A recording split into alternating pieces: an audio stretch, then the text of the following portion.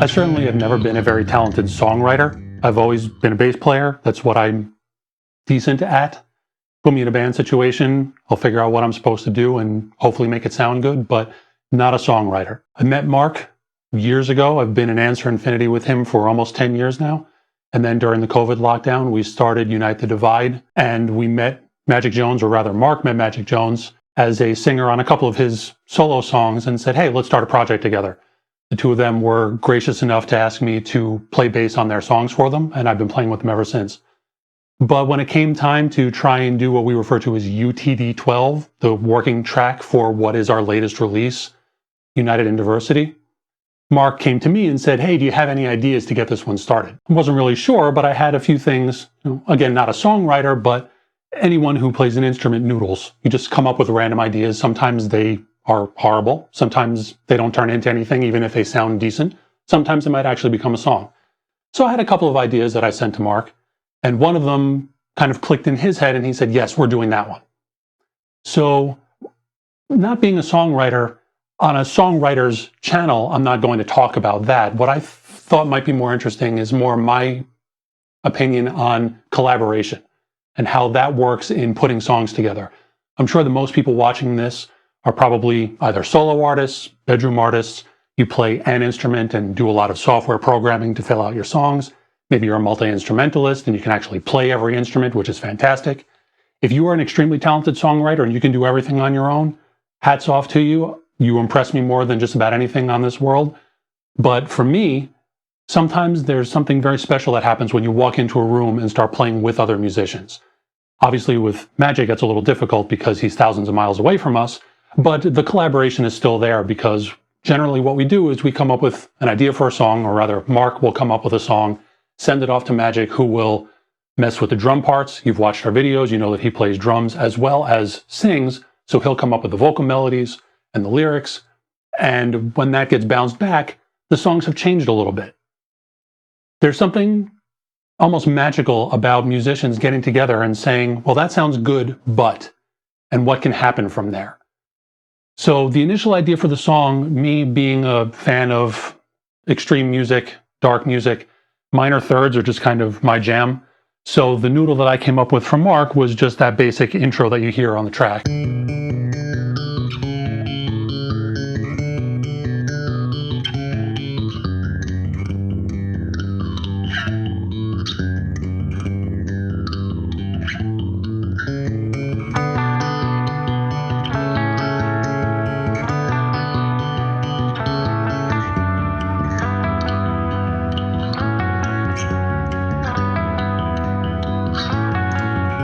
So I didn't know where that was going to go, but when Mark heard it, he said, I want to try and work with this. So Mark threw some ideas out and said, okay, well, what can we do with that? Some melody, some counterpoint. How do we build on that to make that into a verse and a bridge and a chorus to make a song out of it? And some of it was just trial and error and giving things a shot. You know, Mark saying, oh, I'm not happy with this. Let me try something else. And eventually we got to a point where we had 3 distinct sections that were chord progressions that we said, okay, this builds well. But then there were still those little things where it builds well, but it's not great. But you never want a song just to be, that can pass. You want it to be great. So you don't just sit and say, okay, we're done. You mess with it and say, okay, so where can we go from there? So the chorus section, for example, the sort of crescendo,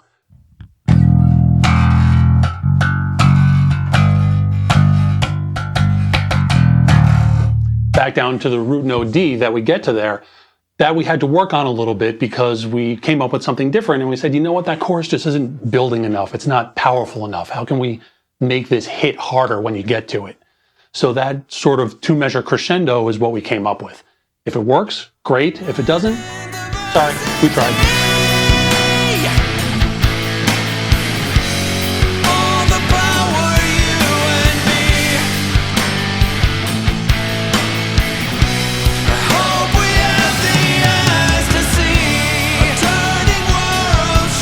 But even more magic, happens when we send this off to Magic to work on his drums and vocals, because we obviously are working with some programmed drums. But then when you have a real person behind a real drum kit who's trying to match what's on that recording, he's going to do things differently. He's going to do what feels more natural to him, maybe something that he hears that can make things a little more complicated or a little bit easier. Maybe the drum track that we found as a sample was a little too busy and he wants to streamline it a little bit. So now we have a finished drum track from Magic that comes back, and we now have to match to that.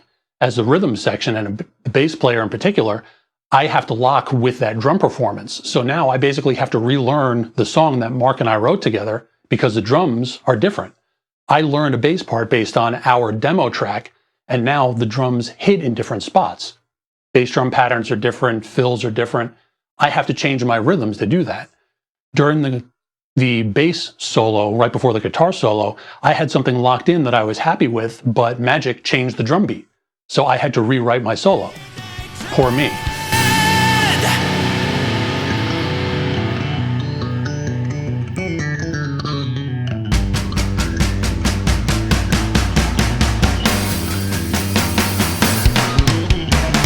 It was a little bit of a challenge because I liked what I had done, but again, that's part of that collaboration. He made the song better by making that drum part just a little bit different than we had given him to practice with. And by doing that, I had to figure out how to make my solo part that much better to match his new drum performance. So when I say that collaboration can be sort of magic, there's something intangible that comes from musicians getting together and showing what they can do to each other. If you're at home doing this on your own, again, more power to you. I give you all the credit in the world for being able to do that on your own. But for me, even if it's just this tiny little thing from someone, maybe it's inspiration, maybe it's an accident. Maybe someone just hit something wrong on the drum kit or played a wrong note, and all of a sudden, someone else in the room says, wait a second, do that again. That sounded interesting. And now you go off on a tangent and come up with something completely different. If you're on your own, those happy accidents don't always happen. So if you have an opportunity to collaborate, whether it's with musicians in your area, whether it's finding someone online, I would really suggest that you give it a shot at least once just to see how it can help you grow as a songwriter.